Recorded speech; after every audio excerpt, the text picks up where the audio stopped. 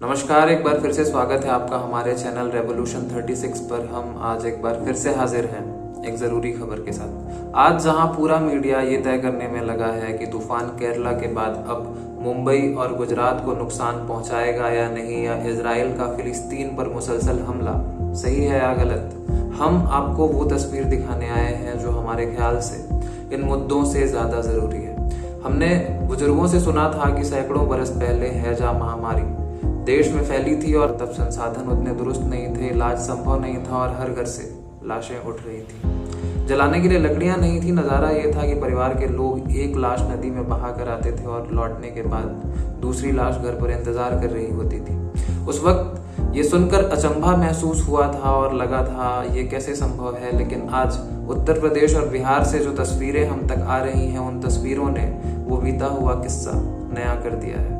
उत्तर प्रदेश और बिहार की अलग अलग जगहों पर सैकड़ों की संख्या में लाशें गंगा नदी में तैरती बरामद हुई हैं। और दूसरी भयानक तस्वीर बारिश के बाद कानपुर, सिरेश्वर घाट और फतेहपुर तथा बनारस के गंगेस बैंक से सामने आ रही है, जहां बारिश के बाद हजारों लाशें रेत हटने की वजह से ऊपर आ गईं। फिर आवारा कुत्तों का हुजूम उन पर टूट पड़ा और फिर शवों की वो दुर्दशा देखने को मिली जो आज तक किसी ने नहीं देखी थी। कुत्ते यहाँ वहाँ शवों के टुकड़े लेकर भाग रहे थे। कुछ ही देर में वहाँ लोगों की भीड़ लगने के बाद जल्द ही कुछ गवर्नमेंट ऑफिसर्स भी आ गए और बात को छुपाने के लिए उन लाशों पर फिर से रेत डलवा दी।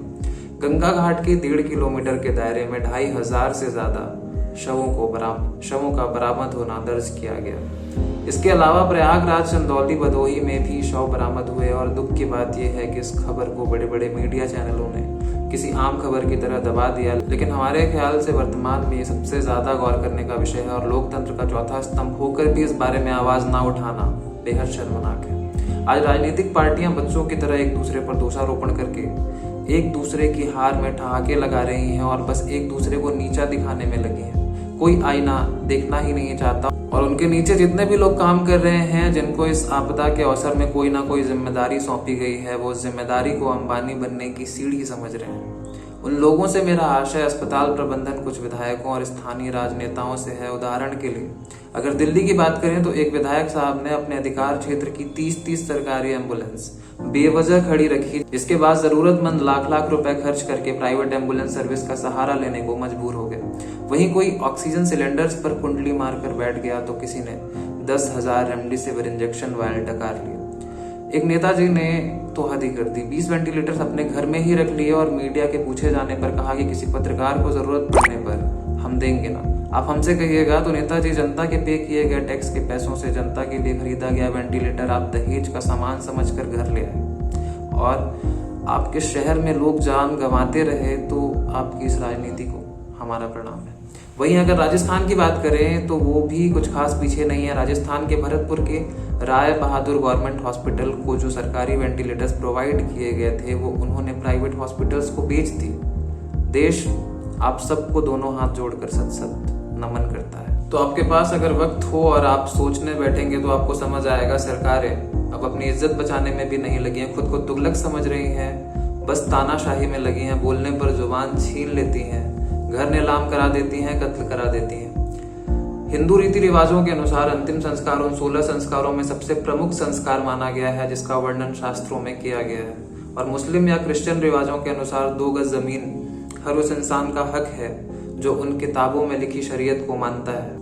और अगर भारत के संविधान की बात करें तो वो भी अनुच्छेद 21 राइट टू लाइफ तथा अनुच्छेद 25 right to freedom of religion के तहत इस देश के हर नागरिक को ये अधिकार देता है कि उसको उसके संपूर्ण धार्मिक रीति रिवाजों के अनुसार अंतिम विदाई मिले।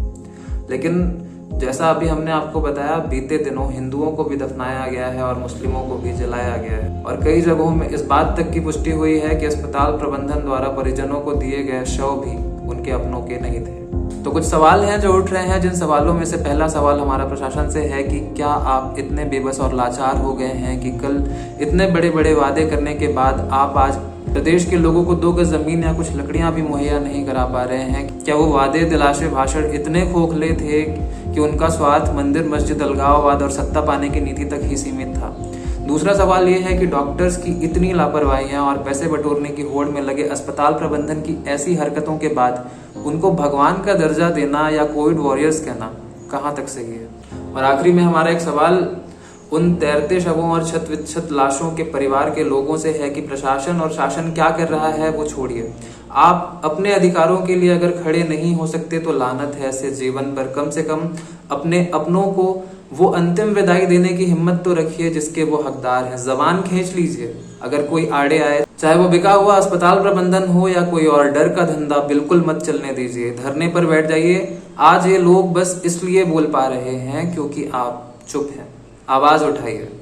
आज के लिए इतना ही। जल्द होगी मुलाकात किसी जरूरी खबर के साथ। तब तक घर पर रहिए, सुरक्षित रहिए और अपना हक छीनते रहिए। जय हिंद।